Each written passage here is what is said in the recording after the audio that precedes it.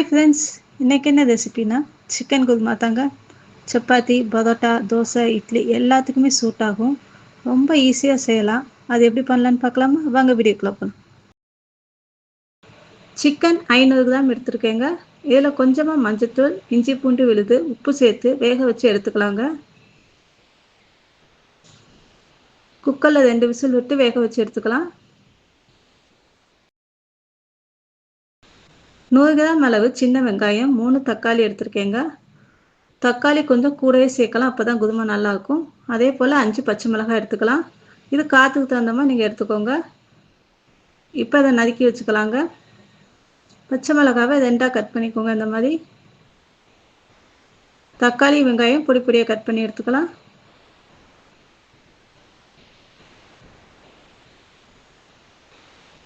தவா காஞ்சோனைங்க 1 table spoon அளவு எண்ணெய் சேர்த்துக்கலாங்க. கடலை எண்ணெய், தேங்காய் எண்ணெய் எந்த எண்ணெய்லாம் சேர்த்துக்கலாம். பட்டை 5-6 கிராம்பு சேர்த்துக்கோங்க. அன்னாசி பூதல் 2, பிரியாணி இலை சேர்த்துக்கலாம். 2 ஏலக்காய் சேர்த்துக்கோங்க.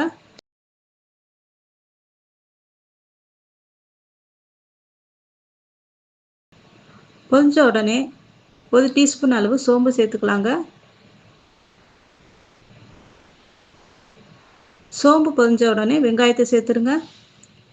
வெங்காயத்தை சேர்த்து நல்லா அது கலர் சேஞ்ச் ஆகிற அளவுக்கு நல்லா வதக்கலாங்க.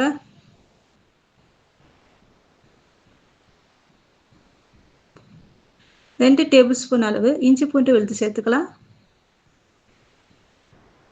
சேர்த்து வதக்கிக்கோங்க.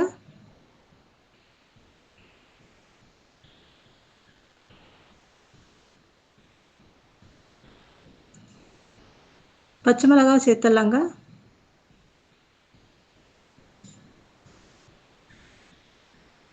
அரிஞ்சு வச்சுக்க தக்காளியும் சேர்த்துக்கலாங்க.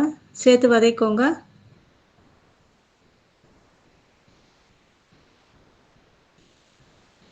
இதோட உப்பு சேர்த்து வதக்கலாங்க. உப்பு சேர்க்கும் போது சீக்கிரமே வதங்கிடும் தக்காளி.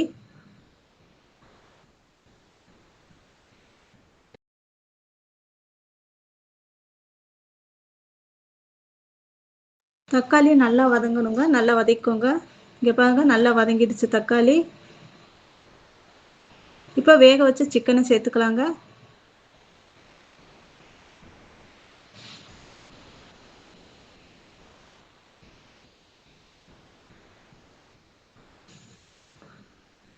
கொஞ்சமாக தண்ணி சேர்த்து நல்லா வேக விடுங்க.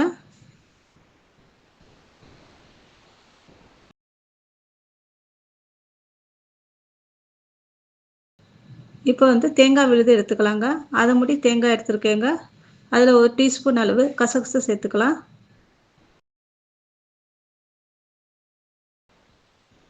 7-8 முந்திரி பருப்பு சேர்த்துக்கலாங்க. தண்ணி சேர்த்து நல்லா அரைச்சிக்கலாங்க. இந்த பாருங்க, இந்த மாதிரி நல்லா அரைச்சி எடுத்துக்கலாம். இப்போ இதை சிக்கனில் சேர்த்துடலாங்க.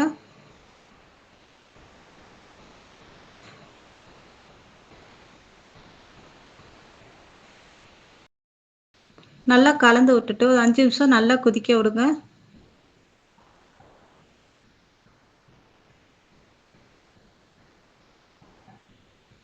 லாஸ்ட்டாக நறுக்கிய கொத்தமல்லியை சேர்த்துடலாங்க.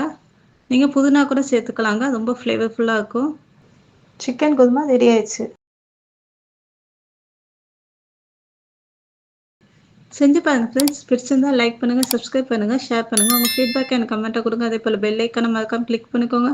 அப்போ தான் நாங்கள் போடுற வீடியோட நோட்டிஃபிகேஷன் உடனுக்குடன் கொடுக்கும். தேங்க்யூ, பாய்.